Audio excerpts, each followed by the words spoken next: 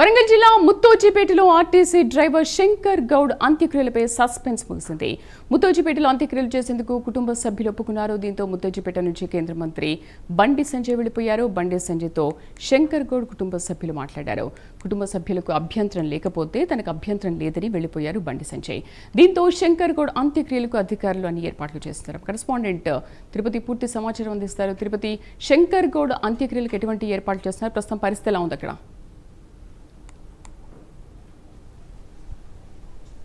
Sridevi, ముత్తేజిపేటలోని RTC driver Shankar Goud అంత్యక్రియలకు అధికారులు ఏర్పాటు చేశారు. ఉదయం నుంచి కూడా తీవ్ర ఉద్రిక్తతల మధ్య ముత్తేజిపేట గ్రామంలో అనేక రకాల వివిధ రాజకీయ పార్టీల నేతలు కావచ్చు, కుటుంబ సభ్యులు, ఆర్టీసీ కార్మికులు ఆందోళన కార్యక్రమాలు చేశారు. ఉదయం నుంచి కూడా నర్సంపేట డిపో దగ్గరికి శంకర్ గౌడ్ మృతదేహాన్ని తీసుకెళ్లాలి. అక్కడ కడసారిగా నివాళులు అర్పిస్తేనే ఆయన ఆత్మకు శాంతి కలుగుతుంటూ కూడా ఉదయం నుంచి నిరసన కార్యక్రమాలు, ఆందోళన కార్యక్రమాలు కొనసాగించిన పరిస్థితి. ఉదయం బీఆర్ఎస్ పార్టీకి సంబంధించినటువంటి మాజీ ఎమ్మెల్యేలు, మాజీ మంత్రులు వచ్చి కుటుంబ సభ్యులతో మాట్లాడి పరామర్శించిన తర్వాత మధ్యాహ్నం 1 గంటకు బండి సంజయ్ వచ్చారు. కేంద్ర హోంశాఖ బండి సంజయ్తో ఇతర ఉమ్మడి జిల్లాకు సంబంధించినటువంటి బీజేపీ శ్రేణులు పెద్ద ఎత్తున వచ్చి ఒక్కసారిగా కుటుంబ సభ్యులతో మాట్లాడి పరామర్శించిన తర్వాత, కుటుంబాలకు హామీ ఇచ్చిన తర్వాత శంకర్ గౌడ్ మృతదేహాన్ని బయటికి తీసుకెళ్లే ప్రయత్నం కొనసాగించారు. కొద్దిసేపు క్రితం బయటికి తీసుకెళ్లిన తర్వాత అప్పటి నుంచి ఇప్పటి వరకు కూడా ఒక హైటెన్షన్ వాతావరణం కొనసాగి ఉద్రిక్త పరిస్థితులు తలెత్తినటువంటి పరిస్థితి. కొద్దిసేపు క్రితమే బండి సంజయ్ ఇక్కడి నుంచి వెళ్లిపోయారు. బండి సంజయ్తో కావచ్చు, పోలీసులతో, కుటుంబ సభ్యులతో మాట్లాడిన తర్వాతనే వివాదం అంతా సద్దుమన్నటువంటి పరిస్థితి. ఉదయం నుంచి కూడా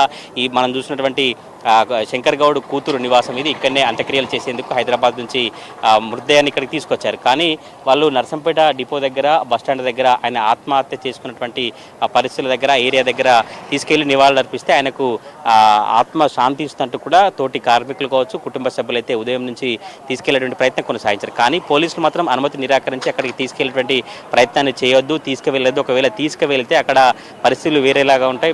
తెలంగాణ రాష్ట్రానికి సంబంధించిన ఆర్టీసీ కార్మికులు కావచ్చు, మిగతా ఇతర పార్టీల, వివిధ పార్టీలకు సంబంధించినటువంటి నేతలంతా అక్కడికి వచ్చి ఆందోళన, నిరసన కార్యక్రమాలు చేస్తే మళ్ళీ శాంతి భద్రతకు విఘాతం కలిగేటువంటి అవకాశం నేపథ్యంలో పోలీసు మాత్రం వారిని అనుమతించినటువంటి పరిస్థితి అయితే కనబడుతుంది. ఈ వ్యవహారానికి సంబంధించి కూడా ఉదయం నుంచి ఒక తీవ్ర ఉద్రిక్త పరిస్థితి అయితే కనిపించినటువంటి సిచ్యువేషన్ ఉంది. కొద్దిసేపు క్రితమే కుటుంబ సభ్యులతో బండి సంజయ్ మాట్లాడిన తర్వాత ముత్తోజిపేటలో శంకర్ గౌడ్ అంత్యక్రియలకు అధికారులు ఏర్పాటు చేశారు. కళాకారుల ఆటపాటలతో శంకర్ గౌడ్కు నివాళులర్పిస్తూ మరి కాసేపట్లోనే అంతిమయాత్ర ప్రారంభం కాబోతా ఉంది. కడసారి చూపు కోసం ఆర్టీసీ సంబంధించినటువంటి కార్మికులు కావచ్చు, కుటుంబ సభ్యులు పెద్ద ఎత్తున వస్తున్నారు. బంధువుల అశ్రునయల మధ్య అంత్యక్రియలు జరిపేందుకైతే అధికారులు ఏర్పాటు చేసినటువంటి పరిస్థితి. ఉదయం నుంచి కూడా శంకర్ గౌడ్ బాడీని డిపోకు తీసుకెళ్లాలని కూడా తోటి కార్మికులు కావచ్చు, బీజేపీ, బీఆర్ఎస్ సంబంధించినటువంటి నేతలంతా కూడా అక్కడికి తీసుకెళ్తే ఆయనకు ఆత్మశాంతి నిరసన కార్యక్రమాలు అందించినప్పుడు నాకు అందుబాటులో కొంతమంది ఆర్టీసీ కార్మికులు ఉన్నారు. ఈ మృతిని ఏం చూస్తారు, ప్రభుత్వాన్ని ఏం డిమాండ్ చేస్తారు, కుటుంబ సభ్యులకు ఏం చెప్తారు?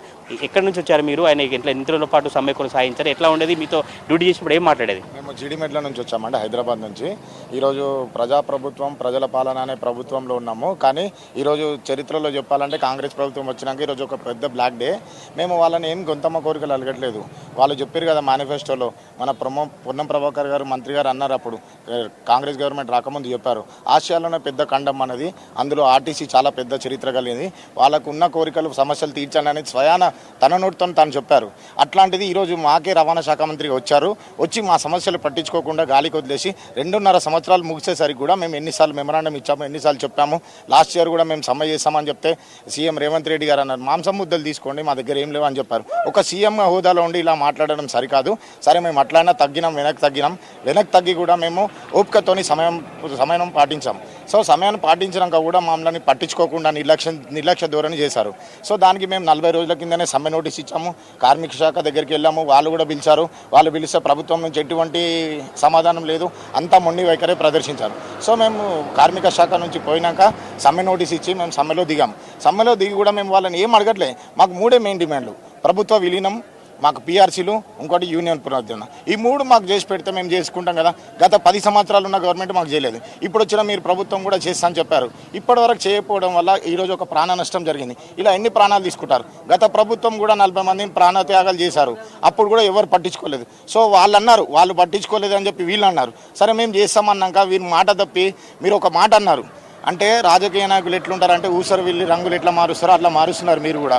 అది పద్ధతి కాదు. ఎందుకంటే ఒక కుటుంబం కోల్పోయింది, ఒక పెద్ద మనిషిని కోల్పోయింది. మా కుటుంబ సభ్యుడు, మేము అంత దూరం నుంచి రావడానికి కారణం కూడా మా కుటుంబ సభ్యుడు ఆర్టీసీ కార్మికుడు అనే కదా. ఈరోజు మేము ఎంత బాధపడుతున్నామంటే మాకు అంత బాధ అనిపిస్తుంది. అంతకుముందు గవర్నమెంట్లో కూడా 30 మంది 36 మంది చనిపోయారు. ఇప్పుడు మొదటి పర్సన్ ఈయన ఈ గౌడ్ గారు, శంకర్ గౌడ్ గారు చనిపోయినారు. 3వ రోజుకే చనిపోయినారు. ఇంకెంతమంది ప్రాణాలు తీసుకుంటారు చెప్పండి ప్రభుత్వం? మాకు కావాల్సింది ప్రభుత్వ విలీనం. ముఖ్యంగా జేఏసీ నాయకులు కూడా మేము చెప్తున్నాం, వేరే డిమాండ్లు మాకు వద్దు. మాకు కావాల్సిందల్లా ప్రభుత్వ విలీనము, మాకు పిఆర్సీలు, మాకు కావాల్సిన హక్కులు మాకు కావాలి. మాకున్న బాధలు ఒక విషయం చెప్తానండి. ప్రభుత్వం వచ్చాక మహిళలకు 0 టికెట్ అని చెప్పి 2 రోజులలో మీరు చేశారు.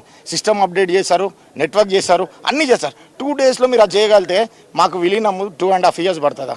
మీరు చేయాలనుకుంటే 2 days కాదు, మాకు 1 dayలో అయిపోతుంది. 24 hours మీరు తలుచుకుంటే మా విలీనం ప్రాసెస్ ఇట్లా చిట్కలు అయిపోతుంది. కానీ మీరు చేయదలుచుకోలే, మీరు మొండి వైఖరి చూపిస్తున్నారు. ఈ మొండి వైఖరి నశించాలంటే మేము ఇట్లనే సమ్మె చేస్తాం, ఇదే కొనసాగిస్తాం.